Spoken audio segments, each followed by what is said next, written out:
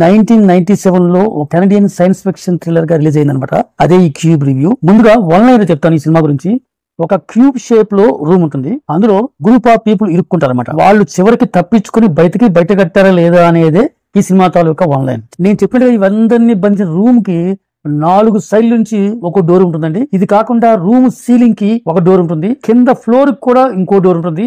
ఒక్కో రూమ్ కి మొత్తం 6 డోర్లు ఉంటాయి అనమాట. ఇప్పుడు ఏ డోర్ తెరిచి అవతల పక్కకు వెళితే ఇదే మాదిరి సేమ్ ఇంకో రూమ్ ఉంటుంది. ఆ రూమ్ కి 6 డోర్లు ఉంటాయి అనమాట. సో రూమ్ కి వ్యత్యాసం ఏముంటుందంటే కలర్స్ మారిపోయి ఉంటాయి. కాన్సెప్ట్ ఇంట్రెస్టింగ్ గా ఉంది కదా. సో వీళ్ళు రూమ్ నుంచి రూమ్ మారి తప్పించుకునే ప్రాసెస్ లో ఒక రాంగ్ రూమ్ లో కనుక వెళితే చనిపోతారు. అదే రైట్ రూమా రాంగ్ రూమా అని తెలుసుకోవడంలోనే కిక్ ఉంటుంది అనమాట.